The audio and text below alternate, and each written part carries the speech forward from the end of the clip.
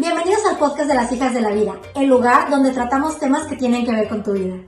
Defendiendo la dignidad humana en todo momento. Pásale y sírvete tu bebida favorita. Porque nosotras somos unas hijas de la vida.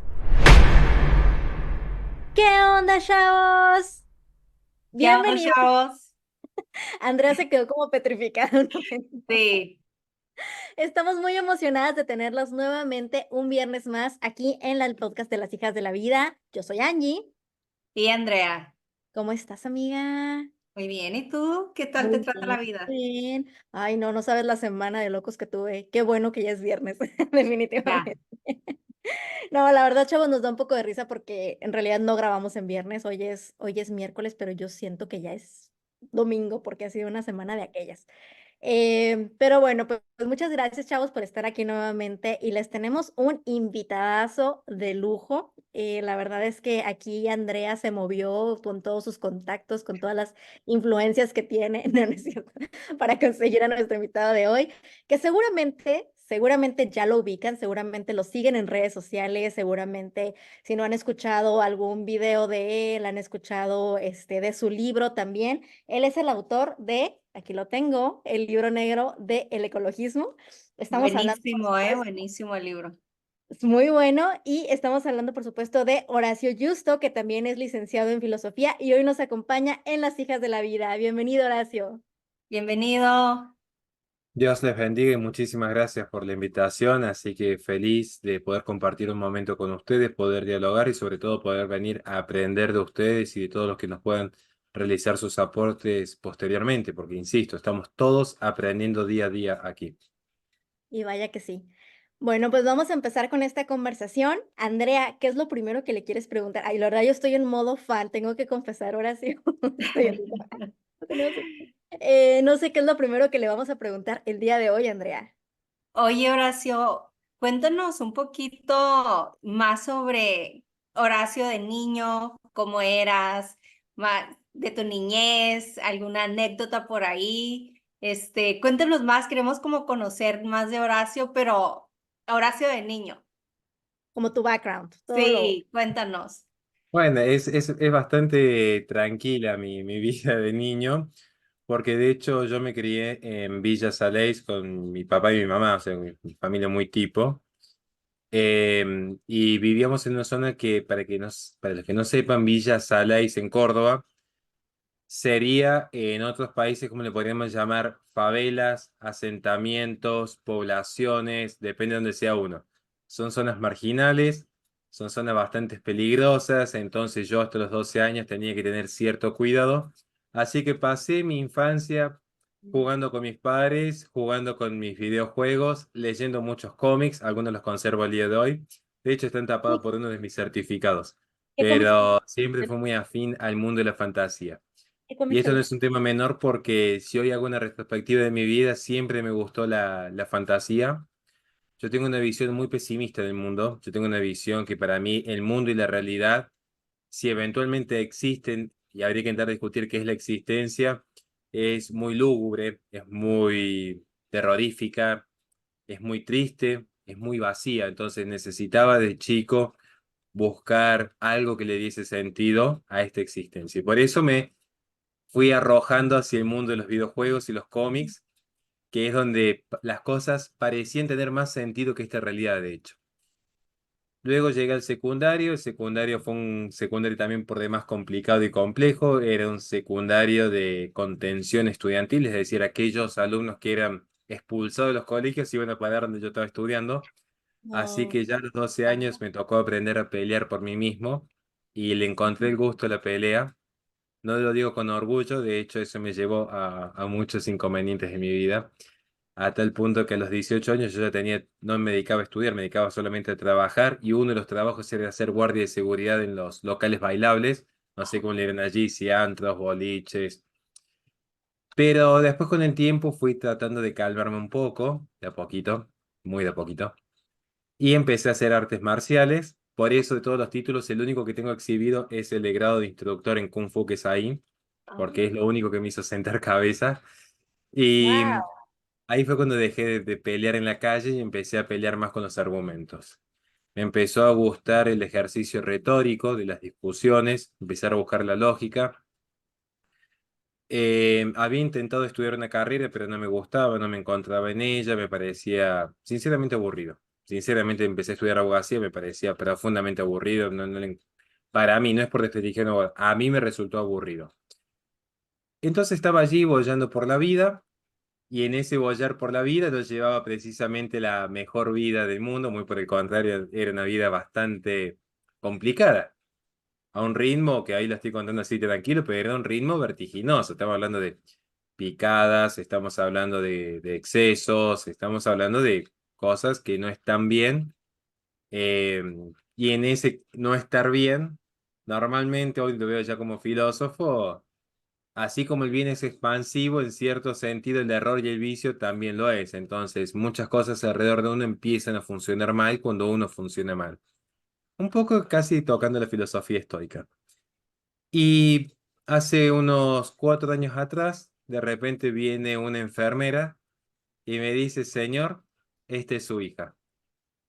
Y me encuentro con una criatura que me habían, de repente una enfermera me dice, señor, esta es su hija.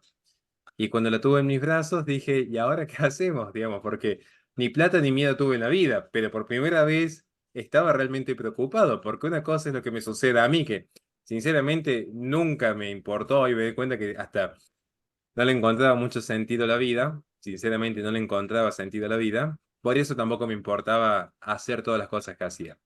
Pero de repente había una criatura que dependía de mí.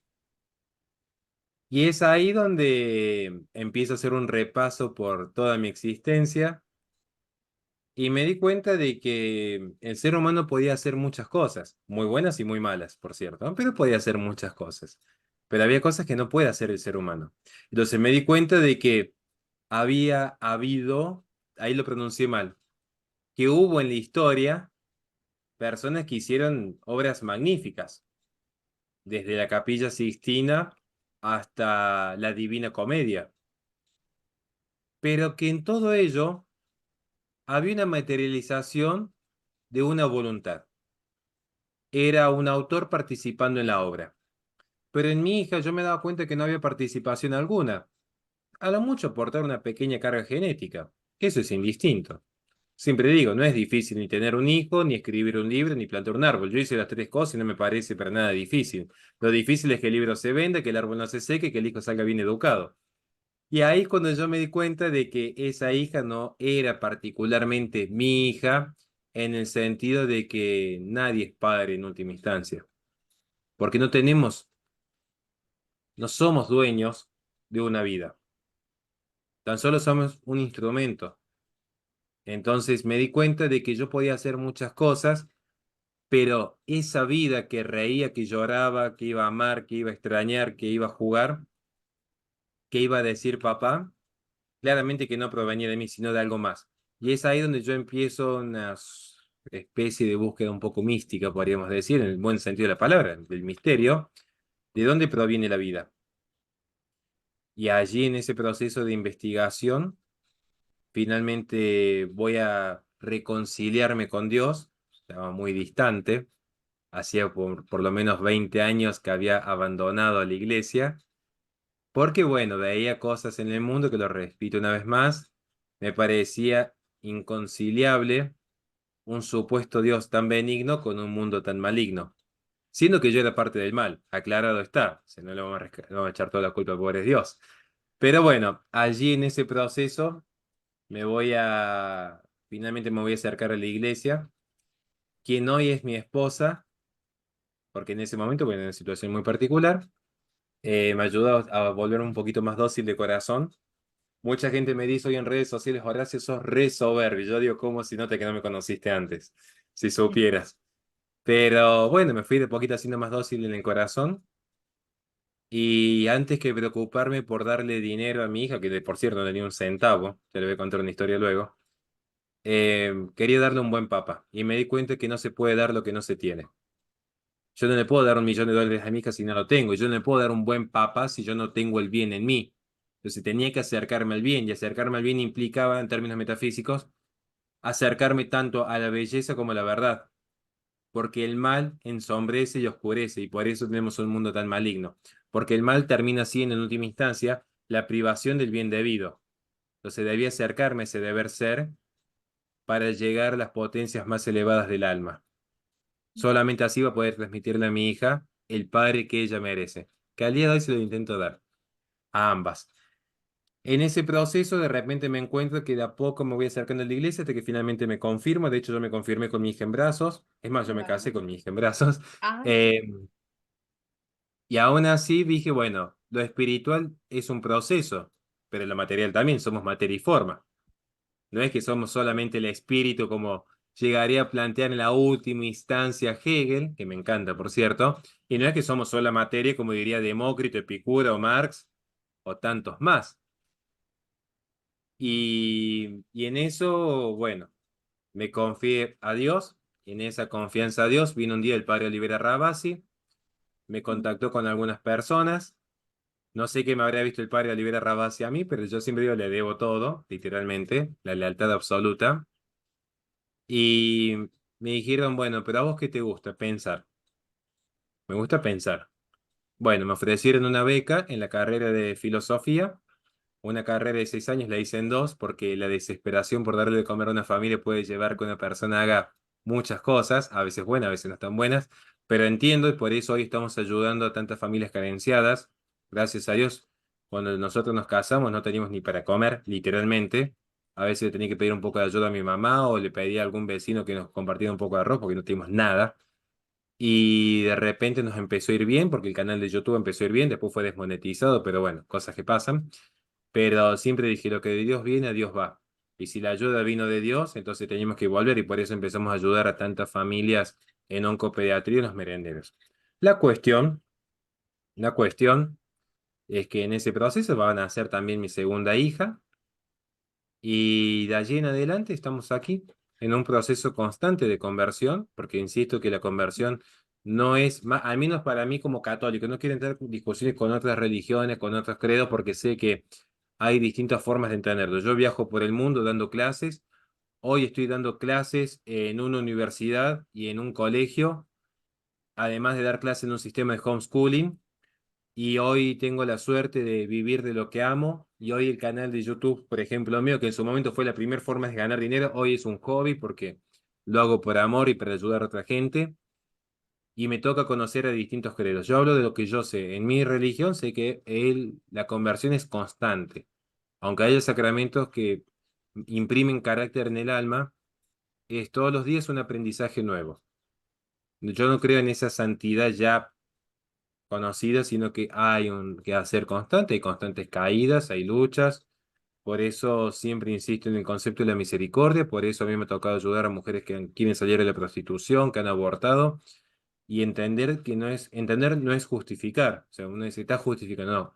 Entender es un proceso y justificar es otro, como yo que le puedo dar una enseñanza a mi hija que la entienda, pero quizás no la comparta. Bueno, estará en su derecho, lo veremos luego, pero eso es básicamente resumidamente la respuesta. Y si usted me pregunta, bueno, ¿qué quedó del Horacio del niño? Yo todavía sigo teniendo una visión pesimista del mundo. Entiendo que no es culpa de Dios. Hoy puedo justificar en un plano teórico por qué el mal no puede ser producido por Dios. De hecho, doy clases sobre eso, de metafísica. Mi especialización que estoy haciendo ahora es de metafísica, pero más allá de eso, objetivamente hay mal en el mundo, sí, eso creo que es una evidencia, y ujú. objetivamente yo al día de hoy me sigo escudando mucho en la fantasía, y simplemente les muestro rápido para que lo puedan ver, pero si yo les muestro qué libros tengo aquí, los primeros que tengo, Filosofía de los Superhéroes, un Ay, qué libro padre.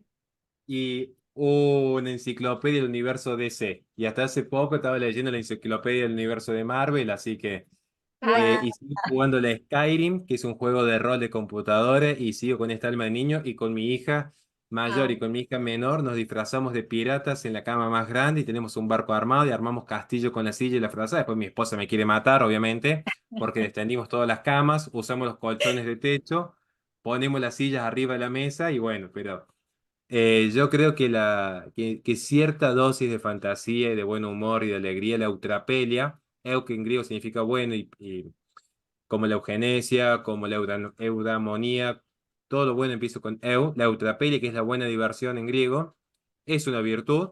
Esto lo explica el padre Rollo Marín en Teología para la Perfección Cristiana. Así que tratamos de aplicar un poco eso, si no se vuelve un mundo muy gris, y más uno que se dedica a la filosofía, tratamos de apelar un poco al buen humor. Me encanta lo que nos comentas, Horacio, porque yo creo que mucha gente de los que te siguen de pronto o incluso de los haters, ¿no? También sucede que seguramente te ven y dicen, claro, seguro tuvo una vida súper sencilla y súper fácil, y seguro nació en cuna de oro, porque de repente pasa eso, ¿no? Como que tenemos la idea de que se ve que tuvo todo fácil, sacó su libro y como que se ve todo como mágico, y el hecho de que ahorita nos cuentes como, no, a ver, es que fue un proceso y fue un camino, creo que es muy motivante para todos. Y justamente, y me encanta también la parte de que eras medio filósofo desde niño, ¿no? Porque esta Sí, idea del mal, pues no sé, yo no me preguntaba esas cosas. sí, ni yo tampoco, ¿eh? Pero bueno, nos cuentas que estás en todo este proceso y entonces entras a la licenciatura en filosofía y demás, y llega un momento en tu vida en el que te haces viral. Evidentemente, ¿no? Donde se empiezan a compartir tus videos, te empiezas a hacer, pues, medio famosillo. ¿Cómo cambia tu vida con eso? Y sí, básicamente, ¿qué mejora, no? ¿Qué cambia en ese momento? ¿Qué mejora? Nada, ¿qué empeora? Todo.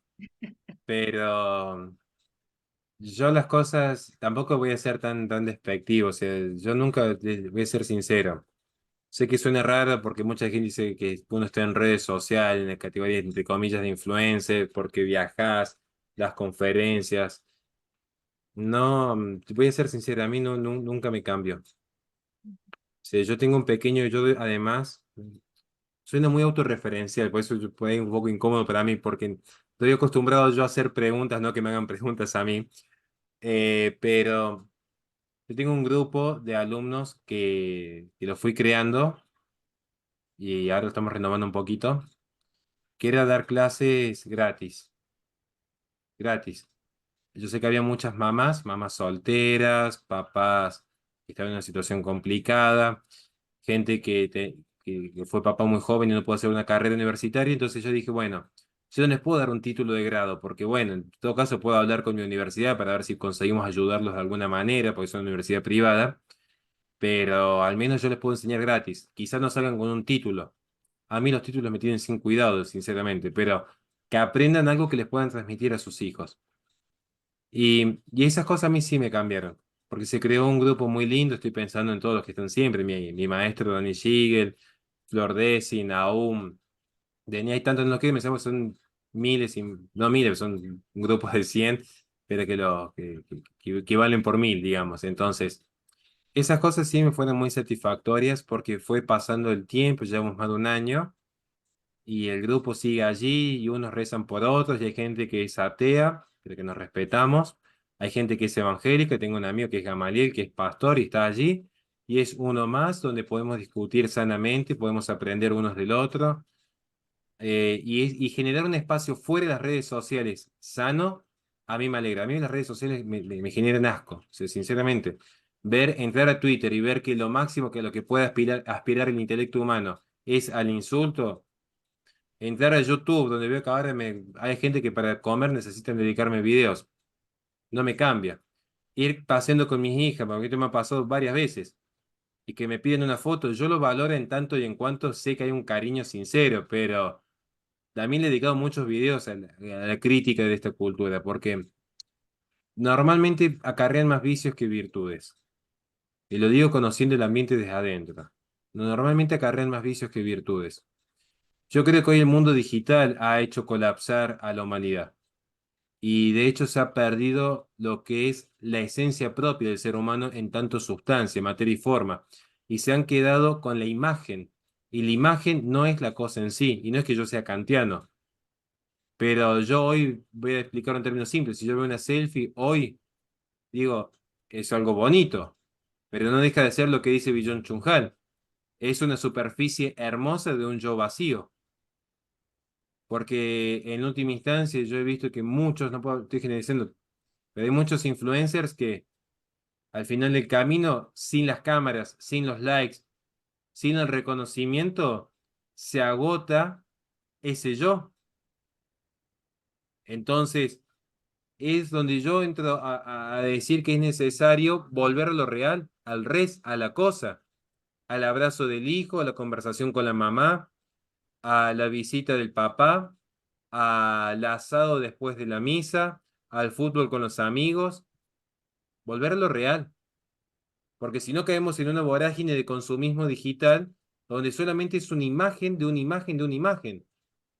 Estoy parafraseando a San Francisco, que sería la imagen de la imagen, siendo Cristo la imagen de Dios. Entonces, hoy estamos en la imagen de la imagen de la imagen y próximamente seremos una cuarta imagen ya, porque es todo volátil, como la imagen de Narciso, que se enamora de sí mismo, pero es una imagen que se diluye entre los dedos, no hay nada sólido, es una modernidad líquida, de hecho, en ese sentido. Y pido perdón por los gritos de mi hija, pero al No, final del camino, lo que queda es un yo vacío, porque el yo, para realizarse, el yo, para ser consciente de sí, necesita del otro. Yo, para ser consciente de mí, necesito del otro. La conciencia, para ser consciente de sí, necesita reflejarse en un otro. Esto lo tomo de Fichte. Entonces, para que el yo exista, necesita del no yo. Pero en ese no yo, que va a haber un reflejo, tiene que haber necesariamente un encuentro con el prójimo que me permita a mí reflejarme, como si se tratase de un espejo. Como el niño que necesita en un momento de su vida el espejo para ser consciente de sí, llevándolo a un plano mucho más profundo. Para yo ser yo, necesito del otro. Y como lo explica el pensador Luigi Sago en su libro La muerte del prójimo, vivimos en una posmodernidad donde se ha aniquilado el prójimo y se lo aniquila principalmente mediante el mundo digital. Porque en el mundo digital yo pienso que con un WhatsApp ya soy amigo, con un like ya soy fan, con una compartida ya soy un rockstar. Y no funciona así.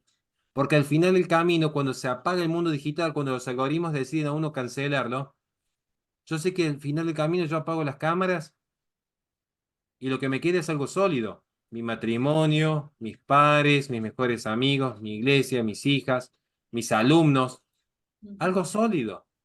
Por eso si usted me pregunta a mí, bueno, no es que tampoco sea todo nada negativo. Hemos hecho buenos amigos en las redes sociales, pero no es lo que a mí más me gratifica las redes sociales. En todo caso serían los encuentros reales gracias a las redes sociales, entendiendo ahora sí la tecnología como un medio y no como un fin. Cuento simplemente una pequeña historia rapidísima. No sé si pueden verme en cámara, ahí arriba sí. hay un dibujo, ahí. Muchas de estas cosas son regalos, todo lo que ven ahí son muchas veces regalos que me hacen en la gira. Pero ven que hay un dibujo. Yo no diría por qué tengo mis dibujos y no cualquier certificado, porque para mí las cosas que valen en la vida va más allá de ese supuesto mérito propio. Primero que habría que discutir el concepto de mérito y libertad, y yo me doy cuenta que nadie está dispuesto a discutirlo, pero ese dibujo me lo regaló una joven, y fue un día que yo estaba en una conferencia en México. Me había agarrado un vacío existencial terrible porque llevaba ya 14 días de giras, me quedaba 7 días más y estoy acostumbrado a pelear por una sola cosa que no tolero bien, que es la distancia con mis hijas sobre todo, digamos. Porque entre los adultos, con mi esposa, mi mamá, mis amigos, nos entendemos y sabemos que es el trabajo de uno y que uno está haciendo lo que se puede. Me habían dado, era una conferencia para ayudar a BIFAC, que es una organización que ayuda a mujeres en determinada situación de embarazo vulnerable. Yo dije, yo voy de mil amores, una conferencia que podamos, y lo mínimo que puedo ofrecer son 2 horas de clase para ayudar a alguien, eso es lo mínimo que uno puede hacer. Entonces, como un gesto, dije, bueno, mira, ya que no vas a cobrar nada, al menos dejarnos que tenemos un hotel cómodo, me han dado un hotel muy, no quiero decir el nombre, la marca del hotel, pero tenía de todo. Resulta que tenía la conferencia a las 6 de la tarde, México, eran las 5:30, yo estaba en la pileta y diciendo, ¿qué hago acá? Porque realmente no me he encontrado conmigo mismo. ¿Cuál es el sentido de hacer esto? No le encontraba sentido a lo que estaba haciendo. Y ahí fue cuando yo dije, ¿para qué hacer algo en la vida con un tiempo tan finito si realmente no estoy amando lo que estoy haciendo? Esto de la gira, los hoteles, la selfie, que firmas autógrafos, que viajas en avión, yo respeto que para muchos debe ser la vida soñada, que el avión, que el hotel 5 estrellas, que un auditorio lleno, que la firma de libros, que te aplauden, y para mí era, dame lo que tengo acá atrás, nada más. Y no necesitaba otra cosa.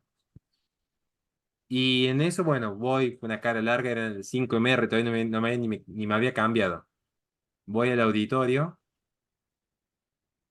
se me acerca una persona, una mamá, con dos criaturas, y me dicen, señor, dice, ¿le molesta si le sacamos una foto antes que empiece? Sí, le digo, ¿por qué no? Si para mí lo mismo, vamos. Estaba con una cara así como ahora, estaba cara de nada, cara de póker. Y me Sí me dice, no, disculpe que no nos vamos a poder quedar hasta el final. Bueno, le digo yo, tampoco voy a decir nada tan importante ni tan interesante, no se pierden de nada, así que vayan tranquilas, le digo, no se preocupen. No, me dice que nos da pena porque nosotros lo seguimos siempre a usted por YouTube, que da clases gratis ahí. Bueno, le digo, el discurso típico.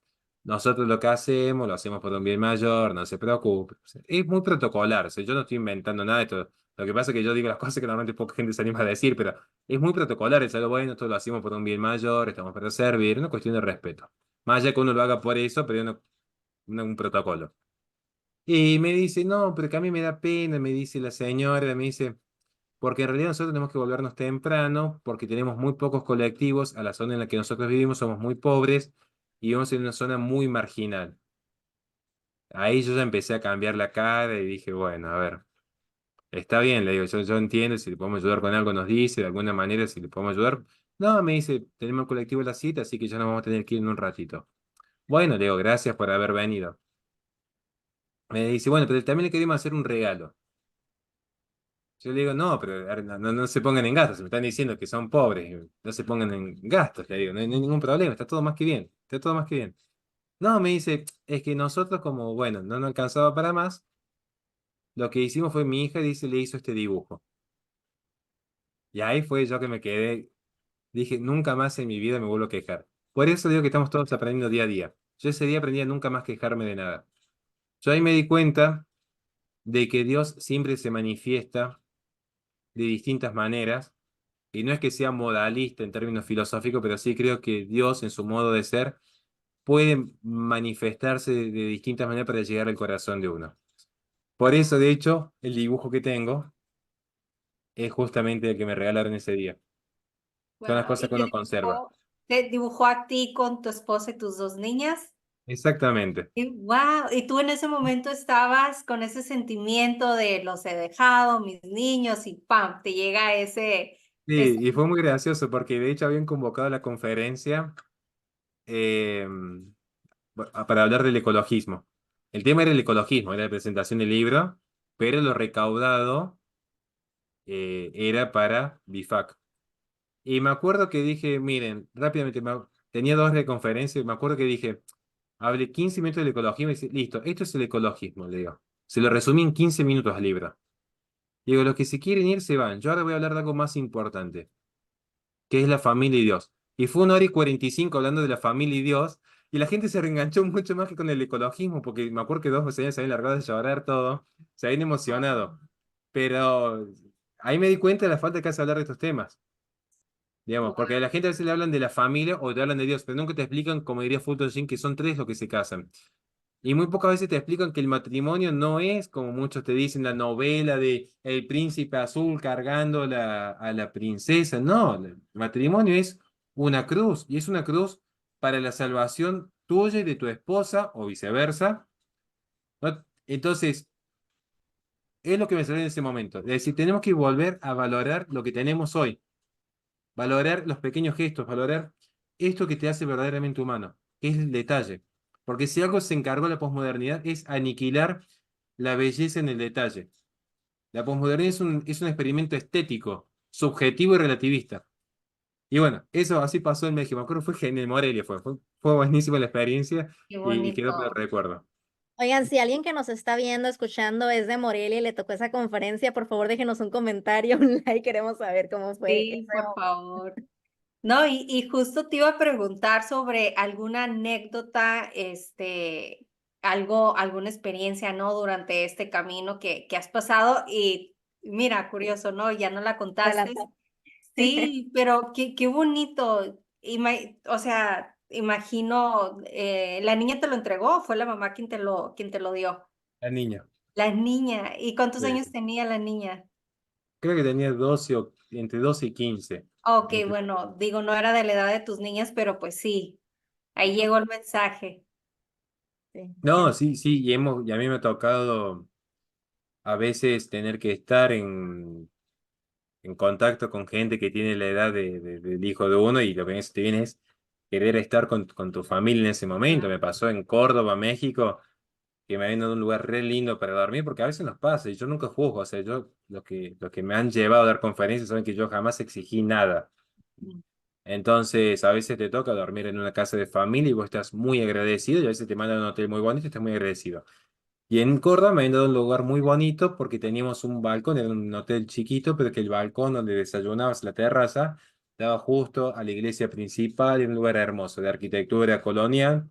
Mi esposa es arquitecta y encima que yo hice una especialización en filosofía del arte, ahora la acabo de terminar. Uy. Entonces era como, mira amor, mira los detalles, esto, Ay, qué bueno. padre, Y hay cosas que a disfrutando. veces uno extraña mucho, o sea, a veces uno dice, quisiera estar con mi familia aquí, digamos, ¿no? exacto, sí, perfecto, pero Eh, que ella estuviera aquí disfrutando también, ¿no? Claro, y hay veces que hay cuestiones que a uno lo ponen como en ciertas pruebas, porque vas conociendo gente que está en situaciones muy particulares, y yo lo respeto. O sea, esto lo aprendí de mi maestra de artes marciales. Cada uno a su manera le está peleando. Hemos conocido gente que estaba luchando contra las drogas, y uno los ve que estaban dando, no voy a decir quién es por una cuestión de respeto. Yo estaba dando clases en un lugar, solamente voy a dar ese detalle, nada más. Estaba dando clases en un lugar, me habían contratado de una universidad para dar clases en un lugar. Y había un alumno que, claro, uno espera que normalmente el público de uno sea como un poco más conservador, un poquito más conservador. Y de repente tenía un alumno que se vestía un poco más extravagante, muchos tatuajes, un peinado raro. Yo dije, mira vos a dónde estamos llegando. Y después, bueno, cuando hicimos amigos con esta persona, y él me contó dice, que estaba luchando contra las adicciones y había logrado superar las adicciones. Y para mí eso es valiosísimo. Claro. Igual que la mamá que me toca a veces, muchas veces me dicen, y vos como conservador promovés mamá, papá, hijo. Yo lo que digo es el deber ser como forma, porque explico lo que es la metafísica de la forma, como la esencia del ser humano, ¿cuál es? Ver. Como yo sé que la esencia del ser humano es ver porque está todo de vista, si yo tengo un niño ciego, digo, no hay una correspondencia entre el deber ser, que es su esencia, y el ser. Entonces, hay objetivamente un mal porque hay una privación del bien debido, porque al niño no le es debido tener alas, le es debido tener ojos. Si no puede ver, tenemos que ver cómo lo ayudamos para alcanzar lo más dentro de lo posible este deber ser. Entonces, uno cuando ayuda a una mamá soltera, no es que le dice, está bien. ¿Quién soy yo para juzgar? Empiezo primero que todo. Luego, bueno, a ver, yo estuve en tu misma situación, a ver, ¿cómo ayudamos para que llegues a tu máxima potencia?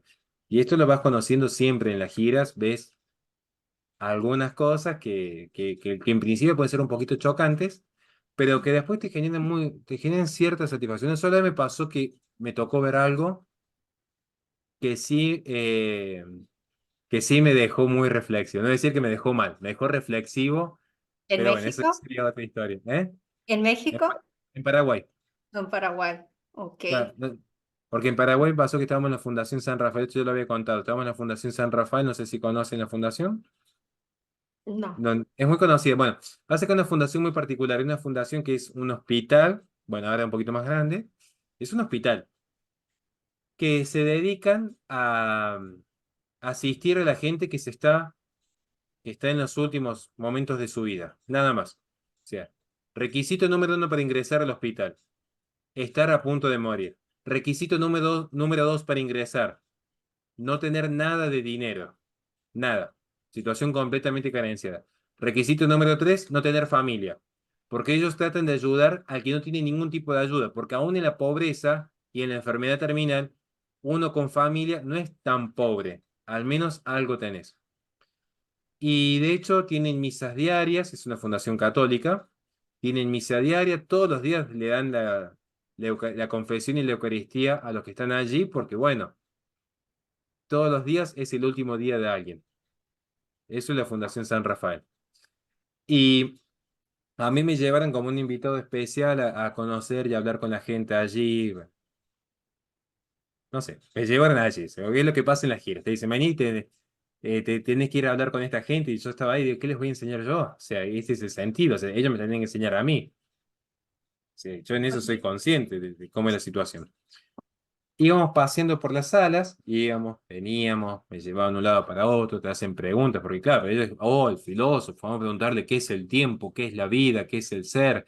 Bueno, íbamos, ahí, qué es la esencia, me acuerdo que me preguntó uno, ¿qué es el alma? Otro me preguntó, ¿cómo se sabe que el alma es inmortal? Bueno, le digo, mirá, Pitágoras lo explica así, San Agustín lo explica así, es de la filosofía. Y llegamos a una parte en la que están los más jovencitos. Esa fue la única vez en la que yo, que estoy acostumbrado a pelear y suelo ser bastante duro, de hecho la gente que me conoce por ser odioso, peleador, mal llevado. Esa vez sí me tocó de cerca, estaba muy, muy particular ese día. Y me toca conocer una chica de 6 años. Entonces me pongo a hablar, no quiero dar a propósito el nombre, sepan entenderme. Me pongo a hablar con ella. Y me dice, ¿y vos qué sos?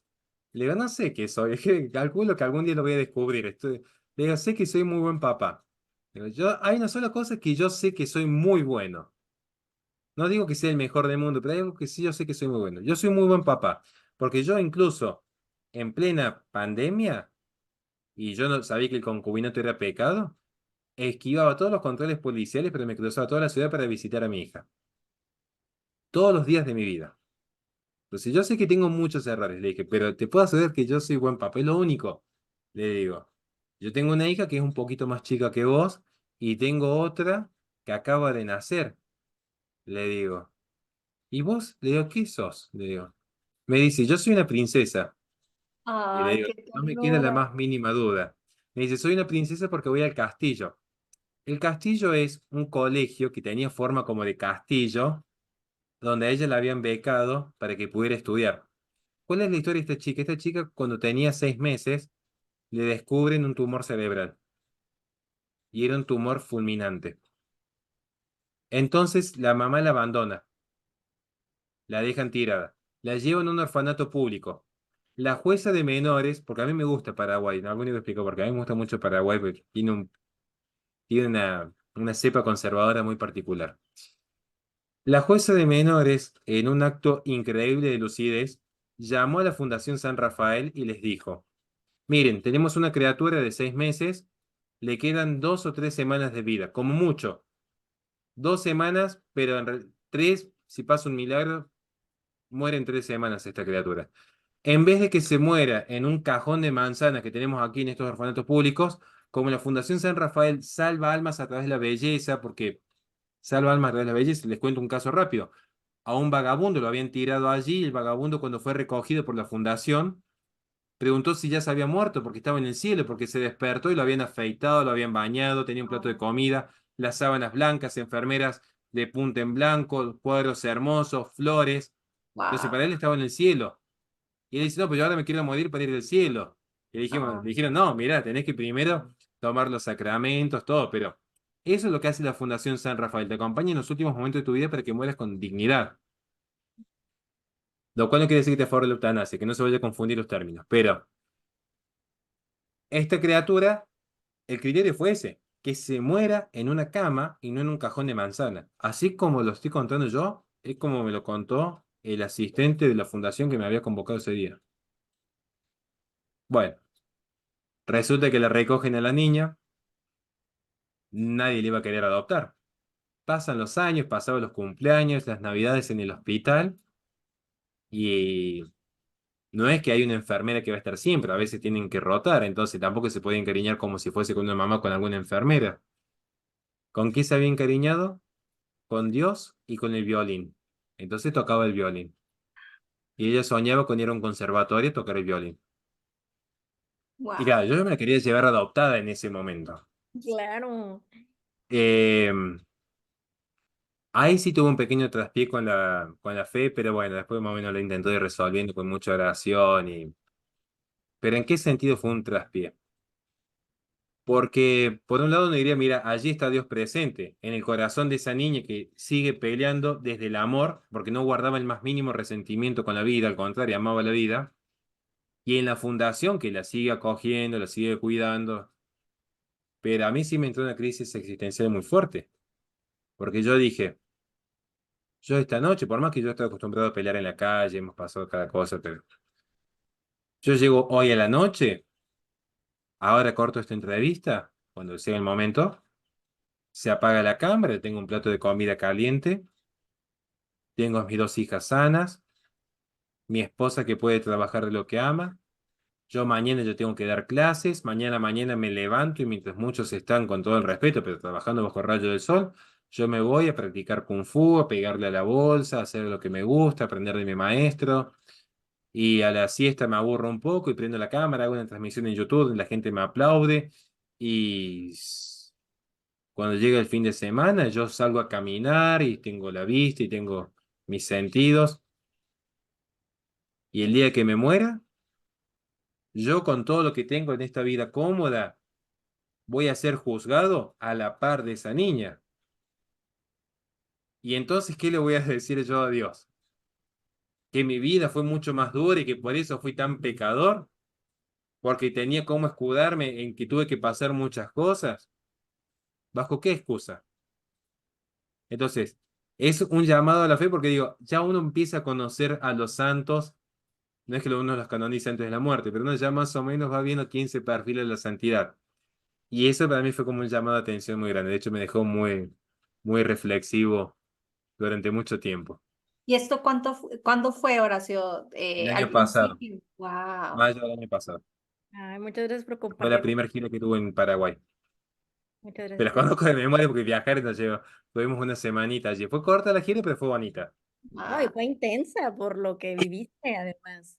Sí, Oye, sí, sí, Horacio, sí. pues ya estamos casi a punto de terminar, ya nada más tenemos una pregunta más.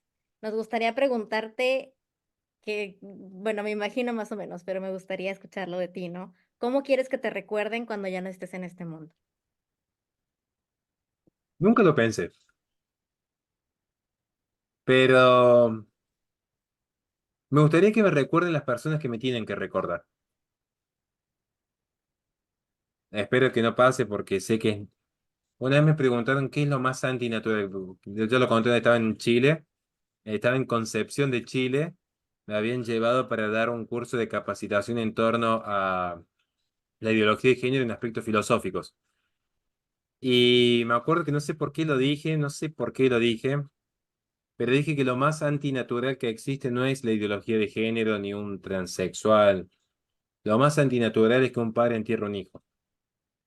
Pero bueno, suponiendo que pasase eso, que mi mamá y mi papá me recuerden como un hijo que aún descarriado, porque he sido completamente descarriado, y bastante hosco y bastante frío, pero que me recuerden como alguien que realmente los quería y que se esforzó, realmente se esforzó por ser mejor hijo. Me gustaría que mi esposa me recordase como alguien que dentro de las imperfecciones que tiene y de la enorme cantidad de vicios y errores que tiene, que realmente intentó darle el marido que ella merecía. Que a veces te sale bien, a veces no te sale tan bien, a veces sos un caballero porque se queda con las dos criaturas para que ella pueda ir a entrenar y tener su tiempo libre con sus amigas, y a veces te sale mal porque dejaste una toallita mal doblada y ya viene el quinto jinete del apocalipsis, pero que con todo, que mi esposa me recordase como alguien que solamente con ella aprendió a ser dócil de corazón, que va a tener el récord de que fue la única persona que me hizo dócil de corazón. Y que mis amigos me recordasen como alguien que un montón de veces dijo un montón de pavadas, pero que nunca tuve miedo. Cuando ha habido un problema, el primero que salía a decir, bueno, por ejemplo, una vez le pasó con un amigo, le habían entrado a robar la casa, y él me avisa, estábamos juntos saliendo de misa. Entonces le dije, listo, le doy las llaves del auto a mi esposa, le digo, volvete vos a la casa con las chicas. ¿Vos qué vas a hacer? Me voy con el Ale. Y cuando estábamos llegando le dije, che, mira, lo más probable es que hayan entrado armados. Llama a la policía. Yo voy a ver si logra agarrar uno. Y sí, ¿qué pasa? Si me pegan un tiro, me pegan a mí, no te pase nada a vos, man. Vos te quedás afuera porque vos sos muy chico todavía y tus papás te necesitan. Medio tarado yo, porque así hemos sido, pero que mis amigos me recuerden como alguien leal. Me ha pasado que mis amigos cometen errores gravísimos. Tengo amigos incluso en el ambiente de YouTube que- y uno los corrige en privado, nunca en público. Que me recuerden con esa lealtad, que creo que es lo que marca la amistad. Pero lo que más me importaría es que me recuerden mis hijas. que fui, por eso me gusta la película La Ballena, que para muchos es re progre, para mí es la mejor película que se ha hecho de la paternidad porque muestran lo que es el hombre que puede estar lleno de errores, lleno de vicios, lleno de pecados, sí, pero al final del camino lo único que quiere el hijo es la redención, lo único que quiere el padre es la redención en los hijos, por eso a mí me encanta esa película. No sé si la habrán visto La Ballena Pues con bien, Brendan Fraser. con todas ¿La, las la han visto? nominaciones y todo. No, no, Sí, Ah, yo vi una reseña nada más, yo no la he visto. Pero ahora la quiero ah, ver. le hago un anticipo. En la película que hay toda una cinematografía claustrofóbica, porque es una persona muy obesa que está siempre, hay un ángulo de la cámara que se usa siempre para generar claustrofobia, que es el de encierro. Hay una persona que rechaza constantemente la salvación corporal porque rechaza a la enfermera y la salvación espiritual porque rechaza al misionero. Pero cada vez que la hija entraba a su casa, que era un lugar oscuro, siempre el ambiente se iluminaba. Aparecía de golpe de luz. Los que somos papás lo entendemos, y algo que no se puede explicar en palabras. Entonces, lo que uno busca como padre es la redención. Yo sé que la única forma que, no voy a hablar acá de cuestiones de fe, pero él como hombre, no lo digo con mi alma hacia Dios, pero como hombre, la única redención que yo tengo en esta vida son mis hijas, nada más. Y es lo único que me importa. El día que yo me muera, que mis hijas digan, che, pero tu papá hizo esto y todo esto. Sí, pero miedo no tuvo nunca, ni a reconocer los errores, ni a cambiar. ¿Y cómo se murió? Peleando, que para un artista marcial es la muerte más honrosa de todas. Por eso me genera mucho choque la posmodernidad, porque hoy no morimos peleando en una cruzada. Hoy lo más lejos a lo que llegas es que te quieran cancelar en YouTube o en Twitter porque nadie entendió un comentario filosófico. No hay honor en la lucha hoy. Y a muchos nos desanima. Pero ese desánimo logramos apaciguarlo en la esperanza de darles un mundo mejor a nuestros hijos. Y también darle hijos mejores al mundo. Pero primeramente, y lo voy a decir de manera egoísta, primero mis hijos. Entonces, es donde a mí me gustaría ser recordados en el corazón de ellas. Sinceramente, eso es lo que anhelaría. qué bonito. Muchísimas gracias por compartirnos todo esto. Yo creo que es muy inspirador para, no solo para nosotras, sino también para los chavos que cada viernes nos escuchan. Pues ya saben, por favor, me imagino que ya la mayoría lo siguen, pero si no, pueden seguir. Estás como Horacio Justo, yo creo. ¿Cómo estás en redes sociales? Sí, así nomás como sale. Ahora es el Houston. La verdad es que el contenido está imperdible, entonces si acaso tú todavía no lo sigues, pues por favor ve a seguirlo y por supuesto ve a seguirnos a nosotras también, Hijas de la Vida del podcast, en caso de que todavía no nos sigas. Y pues bueno, no sé, Andrea, si tengas algún otro comentario o pregunta. No, muchas gracias por abrir tu corazón y la verdad, híjole, me quedo con esa historia de esa pequeña, cómo me pegó, Bastante, muchas gracias. Muchas Sí, gracias a ustedes. Que Dios les bendiga. Gracias, igualmente, Horacio. Horacio. Bueno, chavos, pues con esto terminamos el episodio de hoy. Muchísimas gracias por habernos acompañado. Ya saben, vayan allá a dejarnos algún comentario, mándenos un mensajito y pues nada, nos escuchamos el próximo viernes. Bye. Bye bye.